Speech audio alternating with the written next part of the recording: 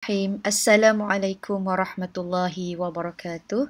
Siri membaca buku teks Pendidikan Islam tingkatan 5, tajuk Perkahwinan dalam Islam. Kita fokus bacaan kita pada kali ini rukun nikah. Rukun nikah 1. Bakal suami, 2. Bakal isteri, 3. Wali, 4. 2 orang saksi, 5. Lafaz akad nikah atau juga disebut sighah, iaitu ijab dan qabul. Seterusnya, syarat rukun nikah. Kita baca bakal suami terlebih dahulu.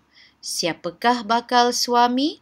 Maksud suami ialah lelaki yang dikahwini oleh seseorang perempuan. Syarat bakal suami: 1. Islam, 2. Lelaki yang telah dikenal pasti. Tahu siapa orangnya, bukannya kita tak kenal ataupun main rembat sahaja. Okey, ketiga, bukan mahram kepada bakal isteri seperti mahram nasab, iaitu keturunan seperti abang, adik lelaki, bapa saudara. Mahram disebabkan penyusuan, ayah susuan, atau persemendaan, anak tiri, ayah tiri. Keempat, tidak dalam keadaan ihram haji atau umrah. Kelima, tidak mempunyai 4 orang isteri pada satu masa. Kalau nak kahwin juga, terpaksalah diceraikan salah seorang isterinya. Kita baca pula bakal isteri, syarat bakal isteri. Maksud isteri ialah perempuan yang dikahwini oleh seseorang lelaki. Syarat bakal isteri pertama, Islam. Tidak sah orang yang bukan Islam. Jika ingin berkahwin juga, mestilah telah menjadi Islam terlebih dahulu. Kedua, perempuan yang telah dikenal pasti. Bimbang ada lelaki yang menyerupai perempuan. Ketiga, bukan mahram kepada bakal suami seperti mahram nasab, penyusuan atau persemendaan. Keempat, bukan dalam keadaan ihram haji atau umrah. Kelima, bukan isteri orang atau dalam iddah talak raj'i. Isteri yang telah diceraikan oleh suaminya dan masih lagi dalam iddah, dan iddahnya ialah iddah talak raj'i, iaitu talak yang boleh dirujuk. Kita baca pula wali. Wali, maksud wali, orang yang mempunyai kelayakan untuk menikahkan pengantin perempuan. Bukan semua orang layak menjadi wali, dan hanya pengantin perempuan sahaja yang memerlukan wali. Pengantin lelaki, bagaimana pula? Syarat wali, pertama, dia mestilah Islam. Bukan orang yang tidak Islam tidak sah menjadi wali. Kedua, mesti lelaki, bukan perempuan. Ibu tidak pernah menjadi wali. Ketiga, baligh. Kanak-kanak yang belum baligh tidak boleh menjadi wali. Keempat, berakal, waras akal fikirannya. Mesti siuman, orang gila atau yang tidak berakal tidak sah menjadi wali. Kelima, adil. Apakah maksud adil? Iaitu tidak melakukan dosa besar seperti berzina, minum arak, berjudi dan lain-lain, atau melakukan dosa kecil secara berterusan. Banyak buat dosa secara berterusan. Keenam, merdeka, bukan hamba. Ketujuh, tidak dalam keadaan ihram haji atau umrah.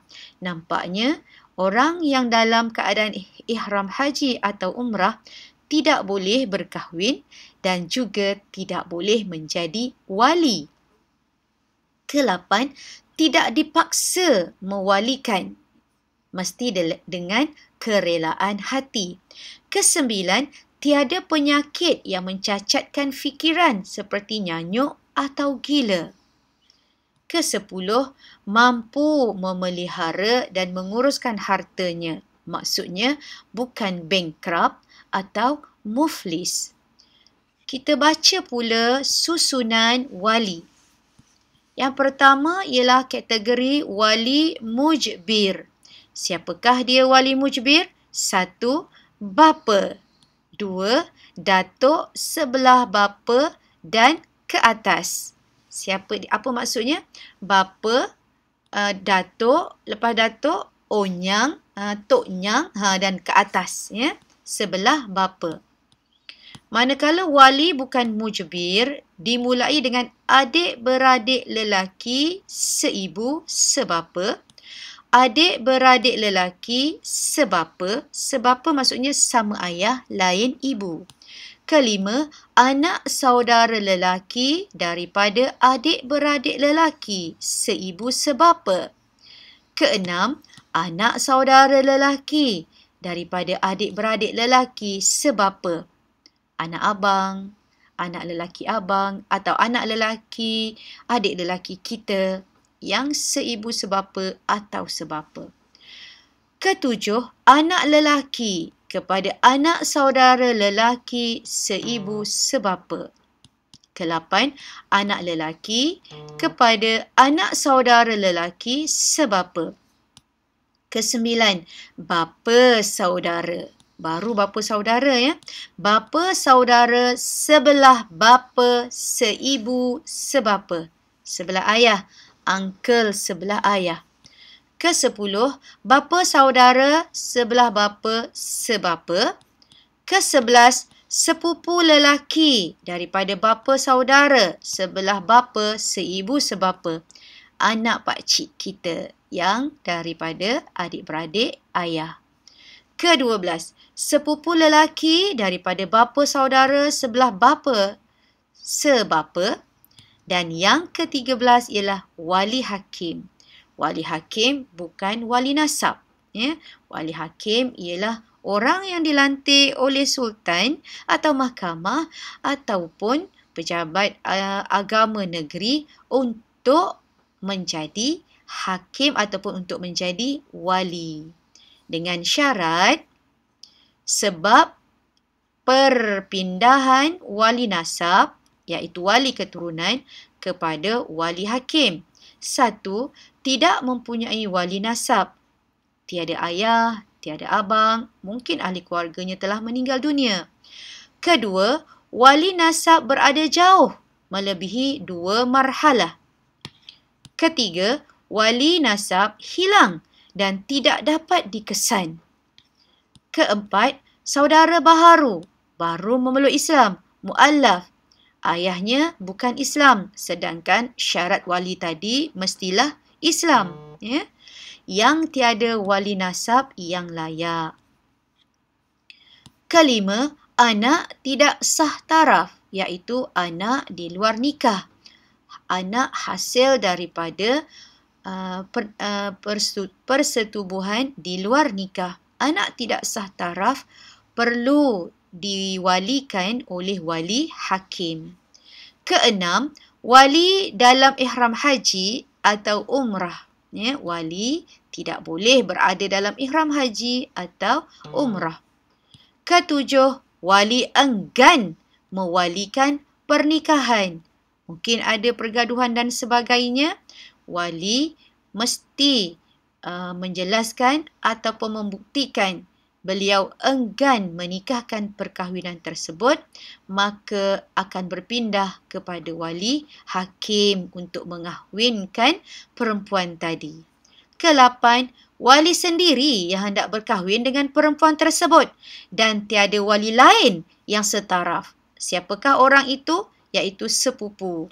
Oleh kerana sepupu boleh menjadi wali kepada seseorang sekiranya dia sendiri yang ingin mengahwini perempuan tersebut dan tiada wali lain, maka wali nasab tadi berpindah kepada wali hakim. Seterusnya kita baca pula 2 orang saksi. Maksud saksi ialah orang yang menyaksikan dan boleh mengesahkan akad nikah. Syarat saksi, Islam, lelaki, bukan perempuan, baligh, berakal, adil. Kita dah ketahui tadi adil ialah tidak melakukan dosa besar dan tidak melakukan dosa kecil yang berterusan. Maksud adil di sini ialah orang yang taat kepada perintah Allah. Pendengaran yang baik, penglihatan yang baik kerana dia kena mendengar dan kena melihat upacara akad nikah itu. Dan merdeka, bukan hamba. Seterusnya kita baca pula lafaz akad nikah. Maksud akad nikah ataupun sirah iaitu ijab ialah lafaz yang diucapkan oleh wali atau wakilnya.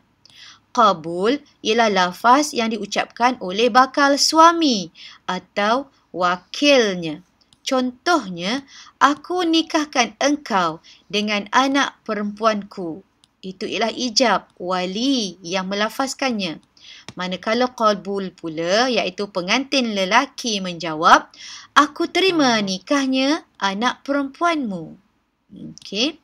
Syarat-syarat lafaz akad nikah. 1.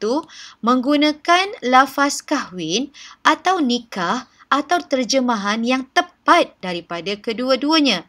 Walau apapun bahasa yang digunakan, bahasa Inggeris, bahasa Urdu, bahasa Tagalog, bahasa Tamil, bahasa Cina, mesti merujuk kepada lafaz kahwin atau nikah. Kedua, lafaz ijab dan qabul hendaklah jelas dan bukan secara kiasan. Bukan secara berlapik-lapik, mesti jelas. Ketiga, ijab dan qabul hendaklah berturutan dan tidak disilangi dengan perkataan lain. Jangan pula wali dan pengantin lelaki berbual-bual perkara-perkara yang lain. Keempat, lafaz akad nikah hendaklah berkuat kuasa serta merta kesannya. Ya, perkahwinan itu terus berlaku maksudnya. Kelima, kelayakan wali dan bakal suami berkekalan sehingga selesai akad. Okey, keenam, tidak dibataskan dengan tempoh masa. Akad nikah tak boleh ada masa. Sebulan, setahun, 10 tahun, bukan begitu. Okey, kita lihat pula contoh lafaz akad yang tidak sah. 1. Lafaz akad nikah yang kesannya tertangguh pada masa hadapan. Ya, contoh ditangguhkan. Wali melafazkan, apabila tiba bulan Ramadan, aku kahwinkan engkau dengan anak perempuanku. Sekarang belum masuk Ramadan lagi pada masa tu, ya. Mungkin masih lagi bulan Rejab ataupun Syakban. Ini tertangguh, maka tidak sah. Lafaz ta'liq iaitu bersyarat. Sekiranya anak perempuanku berjaya dalam peperiksaan, aku kahwinkan engkau dengannya. Bila bersyarat, tidak sah. Wali pengsan setelah melafazkan ijab dan sebelum bakal suami melafazkan qabul. Maksudnya ada selang, tidak berturutan antara lafaz ijab dan qabul menyebabkan lafaz akad nikah tidak sah. Alhamdulillah, sekian dahulu siri membaca buku teks. Assalamualaikum warahmatullahi wabarakatuh.